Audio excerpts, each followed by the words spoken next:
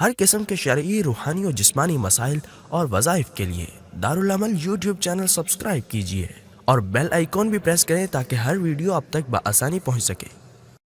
حضرت عمر بن عاص رضی اللہ تعالیٰ عنہ جہاد کے لیے گئے اور عیسائی وہ فلسطین میں بیت المقدس کے اندر محصور ہو گئے۔ اب وہ بیت المقدس کے اندر وہ لوگ جو تھے ان کو فتح نہیں، یہ صحابہ کو فتح نہیں حاصل ہو رہی تھی، تو حضرت عمر بن عاص رضی اللہ تعالیٰ عنہ نے حضرت عمر بن خطاب رضی اللہ تعالیٰ عنہ کو خط بھیجا کہ پتہ نہیں کیا معاملہ ہے، فتوحات در فتوحات ہو رہی تھی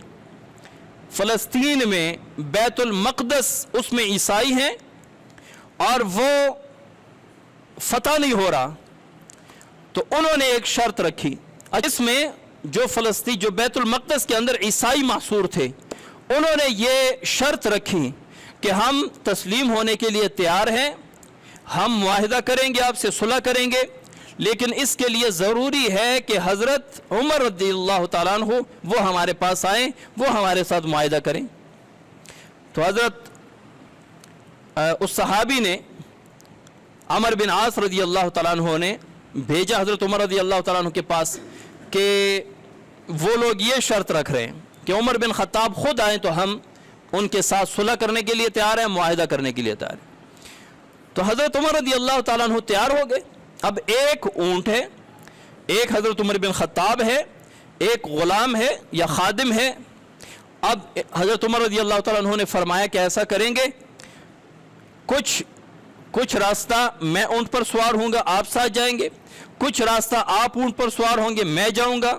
اور کچھ راستہ ہم دونوں ایسے طے کریں گے کہ اونٹ پر ہم کوئی سوار نہیں ہوگا تاکہ اونٹ کو بھی تھوڑا سا وہ سکون ملے۔ تو اس طرح چلتے گئے، جب وہاں قریب پہنچے حضرت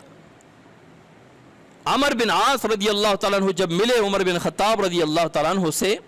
تو حضرت عمر بن خطاب کے کپڑوں میں پیوند لگے تھے، کہیں سے کپڑے پھٹے تھے اور وہ پیوند لگے تھے۔ تو حضرت عمر بن عاص نے عرض کیا امیر المومنین، یہ جن سے آپ معاہدہ کرنے جا رہے ہیں یہ بڑے پیسے والے، دولت والے لوگ ہیں، یہ آپ کو دیکھ کر ان کی نظر میں آپ بہت گرے ہوئے لگیں گے، بہت کمزور لگیں گے، آپ یہ کپڑے نہ پہن کے جائیں۔ تو حضرت عمر بن خطاب رضی اللہ تعالیٰ عنہ نے فرمایا کہ کاش یہ بات آپ نہ کرتے، بالفاظ دیگر مجھے آپ سے اس بات کی توقع نہیں تھی، کیونکہ آپ کو رسول اللہ صلی اللہ علیہ وسلم نے اس امت کے امین کا لقب دیا ہے کہ عمر بن عاص اس امت کا امین ہے، امانت دار ہے، آپ یہ بات نہ کرتے۔ کیوں؟ حضرت عمر بن خطاب نے وجہ فرمائی کہ ہم ذلیل تھے، ہم پستی کا شکار تھے، اللہ تعالیٰ نے اسلام کے ذریعے ہمیں سربلندی عطا فرمائی، اللہ تعالیٰ نے ہمیں جو عزت دی وہ اسلام کی بنیاد پہ ہے، کپڑے، سوٹ، پیسہ، دولت، اس بنیاد پہ ہمیں عزت نہیں ملی، تو ہم نے جہاں بھی دیکھنا ہے اسلام کو سامنے رکھنا ہے، دین اور ایمان کو سامنے رکھنا ہے، کپڑا، پیسہ، دولت اس کو سامنے نہیں رکھنا، اور اگر ہم وہ چیز چھوڑ دیں گے جس کی وجہ سے اللہ تعالیٰ نے ہمیں عزت دی ہے تو اللہ تعالیٰ ہمیں واپس ذلیل کر دیں گے۔ یہ اس وقت 16 ہجری میں حضرت عمر رضی اللہ تعالیٰ عنہ نے یہ بات فرما دی کہ مسلمان کو عزت اسلام کی وجہ سے ملا ہے، اگر وہ اسلام کو چھوڑ دے، اسلامی احکامات کو چھوڑ دے اور اسباب پر نظر جما لے تو اللہ تعالیٰ ان کو واپس ذلیل کر دے گا۔ یہ حضرت عمر رضی اللہ تعالیٰ عنہ کا قول ہے۔